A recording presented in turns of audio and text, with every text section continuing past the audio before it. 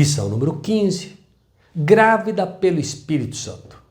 Foi assim o nascimento de Jesus Cristo. Maria, sua mãe, estava prometida em casamento a José, mas antes que se unissem, achou-se grávida pelo Espírito Santo. Mateus 1:18.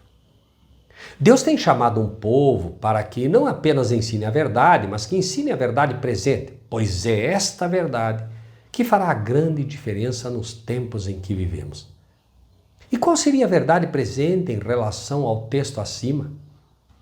Vamos procurar entender as diferenças existentes entre Cristo, Jesus e Jesus Cristo no que os termos usados procuram nos ensinar. O termo Cristo é aplicado ao ser divino, ao ser que estava com Deus no céu. E este ser, o Filho divino de Deus, não nasceu, ele foi gerado. O termo Cristo é usado para o unigênito de Deus, não para Jesus. Leia com atenção os dois textos abaixo. E Simão Pedro respondendo disse: Tu és o Cristo, o Filho do Deus vivo. Mateus 16:16. E nós temos crido e conhecido que tu és o Cristo, o Filho do Deus vivente. João 16:16. Note que nos dois casos, o nome Cristo é atribuído ao Filho de Deus, ou seja, o termo Cristo é atribuído ao Filho divino de Deus, pois está atestando de sua divindade. Veja, no entanto, qual o nome que encontraremos atestando a humanidade de Jesus. E eis que em teu ventre conceberás e darás à luz um filho e pôr-lhe-ás o nome de Jesus. Lucas 1:31.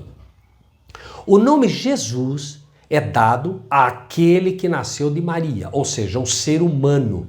E vemos também esta mesma premissa ensinada por Cristo várias vezes.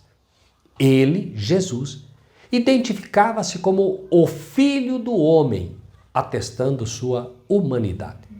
Jesus, pois, lhes disse: na verdade vos digo que se não comerdes a carne do Filho do Homem e não beberdes o seu sangue, não tereis vida em vós mesmos. João 6:53.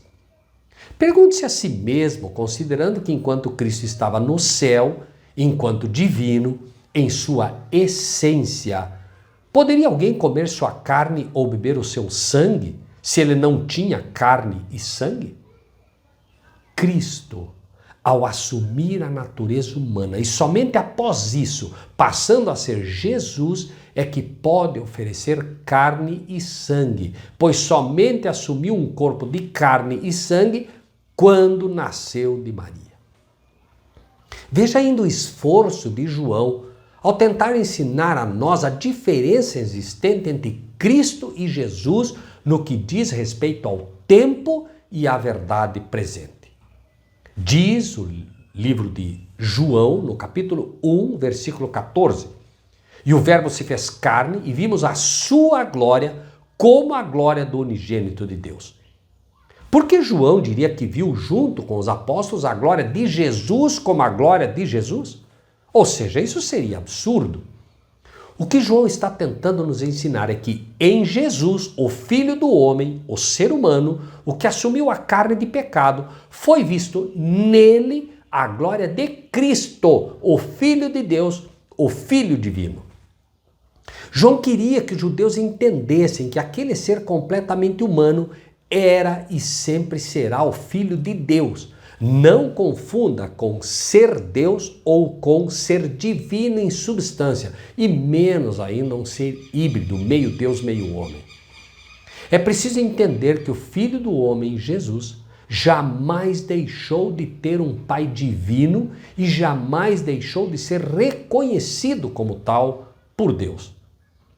Considere a verdade presente em relação ao tempo e missão de Cristo e de Jesus e a diferença de sua missão em suas várias fases. Leia Hebreus 1 e 2 e note as diferenças ali contidas também. Pense nisso. Lembre-se, de graça recebeste, de graça dai. Então, comente, compartilhe, inscreva-se no nosso canal e que Deus seja contigo.